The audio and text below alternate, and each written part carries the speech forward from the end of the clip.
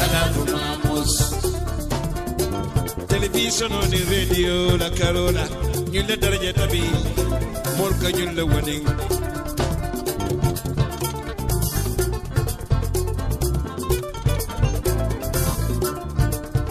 Multimedia, Africa, and in diaspora, Atalanta Modube, alafu Mamos.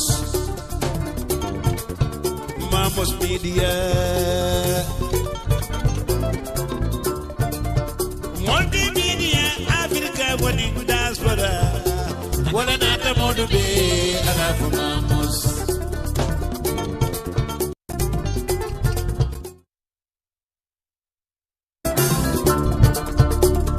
Media, Mamos Media. Atalanta mode be, alafu Mamos. Nene bojan sangarango, oh nene. Afanabe Oslo de no. Good evening and welcome to today's news review. You live on Mamos Radio. I'm your host Rohi Konatige. Welcome to Gambia Today News Review. You're tuned in to Mamos Radio on Mamos Media. It is Thursday, the 4th of February 2021. I am Nene with a review of the nation's top headlines. The Gambia Armed Forces conducts Combat Fitness Test, CFT, and Basic Fitness Test, BFT, for troops under command. The Defence Headquarters camp under 1st Infantry Battalion, Yundum Barracks, on Wednesday, the 2nd of February 2021, commenced CFT and BFT respectively. CFT is a form of test examination each individual officer soldier must undergo annually after crossing her basic fitness test, BFT.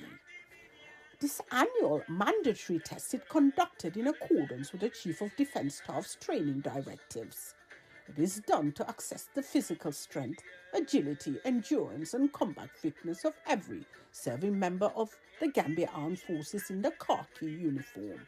Passing this test shows the individual's preparedness to shoulder any military activities she may be tasked to do. Call for submission of complaints to the TRRC. The TRRC hereby invites all persons who suffered human rights violations and abuses perpetrated by the state or its agents from the period July 1994 to January 2017 to submit their complaints to the TRRC by 1st of March 2021. Persons who have already submitted their complaints and have not testified publicly or privately before the Commission need not resubmit. This is to ensure that all genuinely complaints are included in the TRC process and those persons granted victim status can be considered for reparations. This is in line with the TRRC's mandate to grant reparations to an applicant who is a victim upon consideration of the evidence received or obtained in order to restore the human and civil dignity of the victim. TRC Act 20, subsection 1. The complaints must in relation to the Commission's mandate, and this includes acts of torture, unlawful killing, sexual and gender-based violence, enforced disappearances of persons, inhumane and degrading treatment, arbitrary arrest and detention without trial. Female diplomats, Malaysian and Ghanaian High Commissioner and Egyptian Ambassador.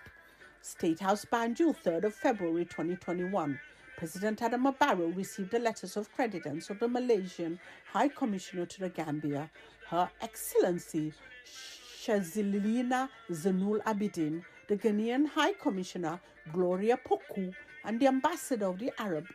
Republic of Egypt, Her Excellency Nuha Ahmed Mahir Kabir, at a ceremony held at the State House in Banjul on Tuesday. After inspecting the military guard of honor, the diplomats walked the red carpet to meet the head of state at the diplomatic lounge of the presidency. In welcoming the diplomats, President Adama Barrow congratulated both and through them extended greetings to the respective heads of state and government.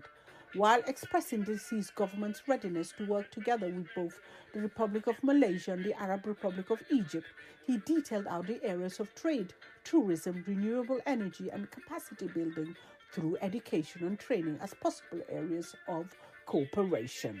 The Gambia leader was elated by the presentation of the credentials, saying it will, quote, enhance the already existing very good relationships as well as strengthen African integration in the case of Egypt, unquote. Government delegation visits Agadez as IOM facilitates return of 30 Gambians. A delegation of the Gambia government that was dispatched to gather first-hand information about the situation of Gambians in Niger has gone as far as the International Organization of Migration Transit Center in Agadez in the North region. According to the IOM, Niger is geographically positioned at the migratory crossroads of West and Central Africa. It is a transit country for West African migrants traveling to and from Algeria and Libya. For example, the UN Migration Agency recorded a total of 60,970 migrants passing through the transit towns of Arlit and Seguedin in the Agadez region of Niger between February and April 2016. Of this, a total of 44,890 were recorded leaving Niger, while 16,080 were migrants entering the country. UDP warns MIT to avoid instigating hostilities with party. The United Democratic Party spokesperson for NBR has issued a strong warning to GMC leader Mai Fati against instigating hostilities with the party. The former Interior Minister has said that President Adama Barrow should not be blamed for the breakup of the coalition because he was instigated to renege on his campaign promise by some selfish politicians. Fati didn't specifically mention any name, but Karamonjai said it's an open truth that Usainu Dabo was the only politician who publicly said that the president will serve for 5 years and even threatened to sue anybody who attempted to force the president to step down after 3 years. Government debunks Jammeh return claims as false. The Gambia government says it has come to its attention that false reports and insinuations predicting the imminent return of the former President Jammeh are being amplified by some news and social media outlets. Quote, significantly, these baseless reports have provoked anxiety and tension among members of the public. Equally, the misinformation has given rise to acts of deception, particularly among supporters of the former president, who have been terribly misled to believe in their fairy tales over the purported imminent return of former President Jammeh, unquote. According to the government spokesman, Ibrahima G. Sankare. Quote, the public is reminded that the former President Jammeh's asylum in Equatorial Guinea is an ECOWAS-AU arrangement. Under these arranged diplomatic circumstances, the host country is obligated to ensure that the former president remains in Equatorial Guinea until agreed and decided otherwise by the parties in consultation with the Gambia government. Thank you, listeners, for tuning into Mamos Radio on Mamos Media this Thursday. Thank you, Nene, for today's news review. Listeners, you live on Mamos Radio. Please stay tuned. We'll be right back. We'll be back with the Mandinka news with Lamin Maro and the Wall of Assalamu alaikum badin bal konton na tulu na konton di mala na badi ma la mi maron do ka kiyam man sam felen dunta albayla moy kam Mamos radi bumbala kondal la ka kiwaro mi futan le wato wati bin kana wal kale bi arbo to bakaro til muwan til fula e february karo bi kana kibaro dum ko no fale biyanin ka ke fonsi molunin ka folu tentu meni ya lonko e kan sembentu ya wato bela kono tide kam la ka fo ambe tentula e da doku kendo le menke kan nene on Mamos Media na foundation on be Gambia be tentula la ka fo dingulu na nyaton kulu ibe doku kendo nyumena anin na doku la be Gambia bantala ba flebi ala barka wake ala kekende ala semenke nga kibaro ko folo di ala janu ka don ki waro fankono bi TRC la kunun ka chani ya moso to ne membe ka chakan anan anyin tumro nyin fo ako yen tumile purka yaya jemala mansa kunna membe je purka boyndi menkeda sise alaji lang sise jamaka fa atofon jamaka fa ke badiba nkeda moto me ya lonko ya muta wato ka men ka NIA National Intelligence Agency ko le ya muta ando ya tumi ko alaftaka yaya jamala mansa kunda alaftaka wala boyndi ayni banke TRRC e mbo kibaru futandalma an Mamos la kibar bunda wala wasafe anena safirla jaro men kete alhaji yoro jallor professor ana safiro ke kotake ako kibar tala la kumma ya anu sembo membala anan anyanda ka moliti me ya lonko anyanda ka tilingo sabatindi anu kibaru fongo kungo nin tunko mala banko kan amme tunku nanin janglati nina ta banko la kultu men kuma yata ako na bo nyama kibaru nyanda ka fenete amari nyanda ka lo ka tonya sabatindi ka tilingo sabatindi anu professional lanno anin kekende apru mol suwo suto yato ni nyanda ka kibar dilati nyinen mutaman seroti imari nyanda ke fansa semena do kibaro nyu futandalma ani ko nyum fanan kiti bumba ko ye ke kafme banta sise ko yala account ni ya frisle wora ya mutale me yalon ko at kodo bondino la je ata kodo dund la je justice s wada sise me yalon ko high court la jojo at lenin ke ni talata tambila ay ya marodi purisa menkeda banta keta purisa la account ni isa soron be kantu be kiskisuro men be dending konal hakilo ba kan container men natano Gambia kabonan air control me alon ko kodo documentar ta kono ni abe kesebeti abita fo dollar kodo million tansei anin sei mboki waro nyum fanan futandalma may Ahmed Fati me alon ko politician olon anana keta interior minister tilon Gambia banko kan anu akomul kana baro jayi kantun ni baroje abe nyamen men keta president baroti ko abe politician olu men dolu babal men ya lon ko fonkun drone ibe sulari wala wala atinna faketa president anu baro nata balang pour ay tawoni menta birin tumo men abe campaign ke kan 2017 16 sawon kono ko abe menu kala anata wol be bay ananu men sembeta kaduku kanyo kan anata wol be bondi standard la newspaper la sabe mboke waro fanan futandalma anu ko fanan ibafla ko kunun kombo tundola ko nal hakilo bakan internet mankita dula beloto ko nawek me alon ko kafuba me maralen jienin electric courant la kunya la Gambia ko bela duk wala farato wala ketebulu manta bemote wala ketebulu laninoti e kebulo nyin waran juloni me alon ko wala be jokinyolo la ninata internet la kola na wonata konti bulu anu ila diamula me alon ko wala be kafoni dokula nin kafulu tema imemu nyin nawek nyinti menkera ped silva anatani fo foreala kibar talalie akola mo me alon ko be project ko men ibakan ini indian kafo men be dokola ikobe dokola farato wala ketebul mistake odi irada keblo nyin kuntu wala atina internet man soto kuno mumeto game banko kan foreala newspaper o sabe mbo fana futandalma semen ka don adun kibaro nyim fan kono membe maralin TRRCB ay wosye nyim futande ako yentumi ko lafta purka yaya jame wata be mansiala purka la mansa kunda ka nyim boyndi and menke alhaji lang sise dol ka fa kebadiba nyim moto me alon ko atorata bake NIL bulu o tembora ko ya muta ko alafta purka yaya jame la mansa kunda nyim boyndi ana yin kibaro nyim banke birnga be TRRC sibiri ba nyinin kala ako yentumbi an momentumi wala mpa bojanti ako nga fero la landi purka ya jamal mansa kunda bondi nyamin an wala nata ken sababoti furiya muta yen samba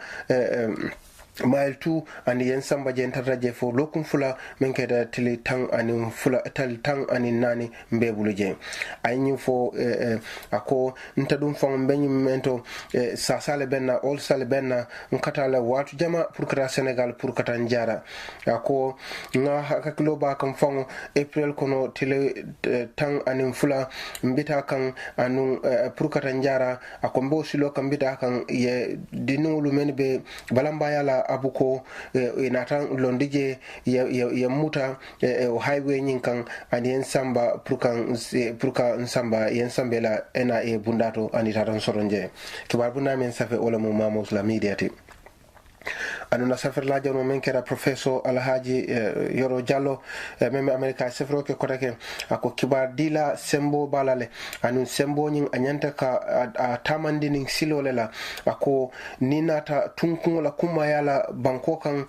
nin journalisto waran kibar tala la tunkun nin tunkun beje atlemu tunkun nanin jangoti ninata ka kuma ya o kamala nabo nyama nyimu mekerete me ya lonko anyanda ka hormala anyanda ka bunya anu anyanda katanin silole la ako kibar tala ni be kibaro ke kan foye wakili ye tilingo sabatindi anu tilingo nyin wala ka tinna mole leno la wala mu mankutoti journalisto nyanda ke fonction menna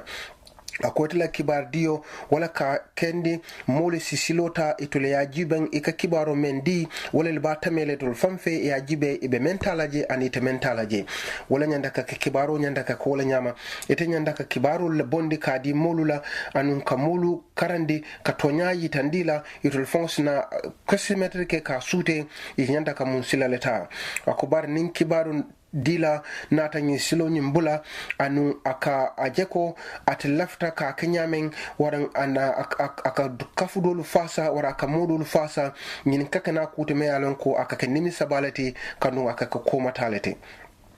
ako kibaro la kumaya anyanda ka fenet mi alon ko asimol sawarandi no purka long munebe kering no natra tamari bo kekan itesa ay kibaro di prum lamor lalu waran giber lalu purwol fangol si kitir keno e fangoye ako hanatra fang itela miro e kudo le dila bari tenyanda ka ajeko ika kibaro di menula wole le nyanda ka atamei tolie itamanyana ka foye ito nyanda ka akenyamen akubari ninata ajiben sain dole ka kibaro ka nyamen akatani kola me yalon ko tonya bukatara akoma anu tolaka ke dron purke itolofon kuno nafa anu nyina ka ke kute me yalon ko aka filibante ya akana wala sabu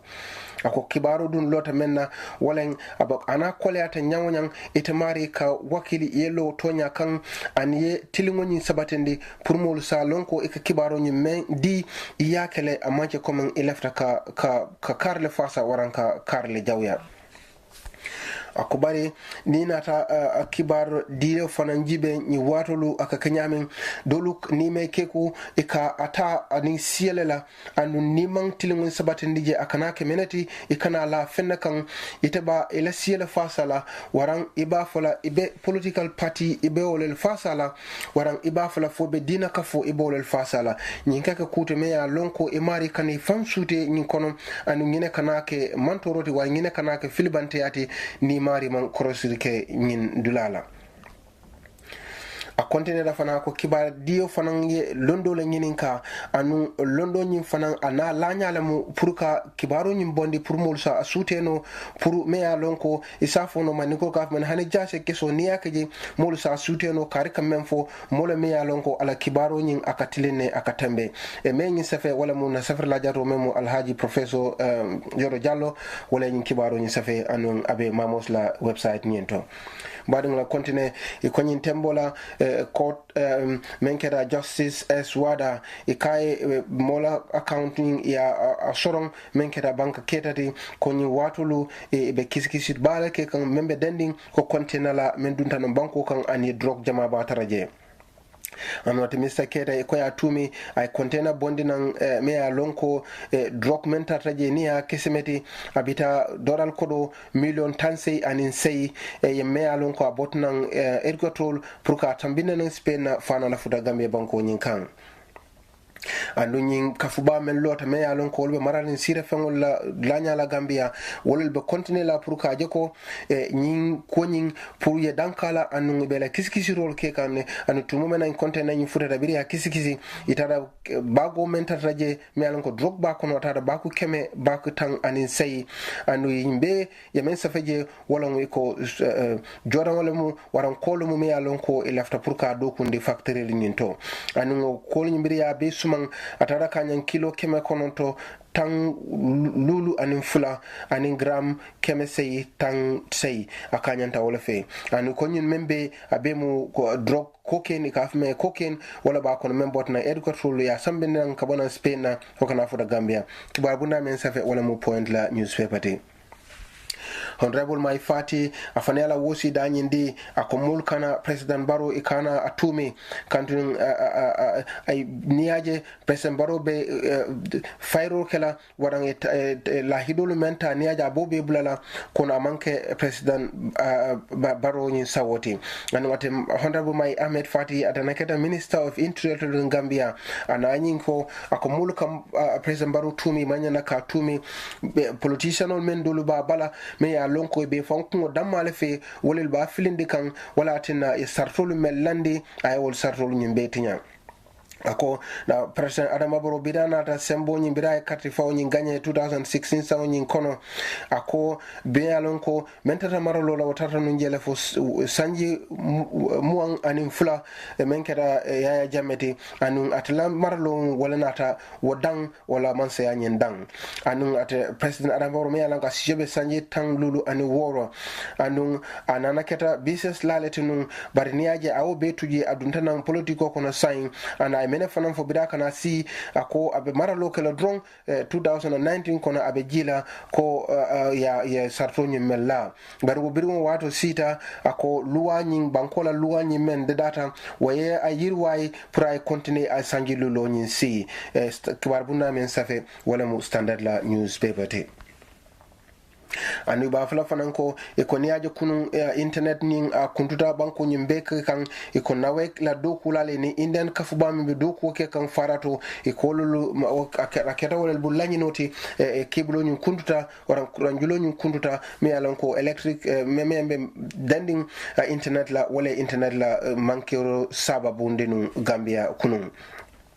and ila diamla me alonko wala be kafoning molu tema aynyim banke pour ka kibaro nyindi menketa per silva aynyim fo forea ko ako ila molu menbe doku wala in indian la kafuba membe doku wala farato nyine keta bulu lanyi noti wala liye doku wala kiblo nyun kunte bulu e PRO silva aynyim fo ako benyin doku mena nin kafo me kafo mo afro said iko ila kebulo nyin wala kundute bulu biribe dinga singo nyina anun amanke kume an ko tawtale ana anyin fana banke foria ko wala nyina ker sababoti wala tina internet man soto no mume gambe banko mume be kan badum lu nyina ko kebaroto men fotana may tamena pour ka fota dalma na be tata ku man solo no la ninga fo mafu kun sounda al salona harmadi na soda malum al nal badi malay maron dol ka kiyama samba flan mbara fanyatondo. Thank you, listeners. That was the end of tonight's news review and commentary from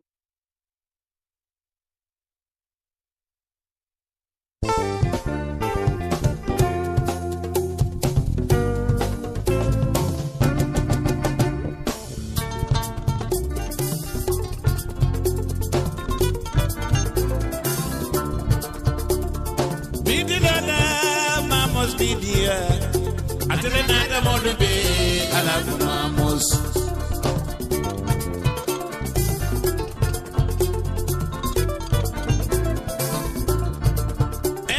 Bidilada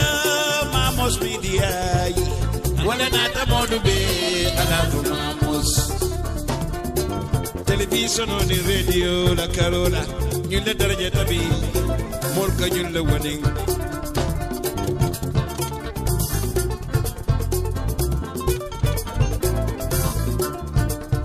Multimedia, Africa, and in diaspora. Atrenada modube, alavu Mamos. Mamos Media. Multimedia, Africa, and in diaspora. Wala nada modube, alavu Mamos.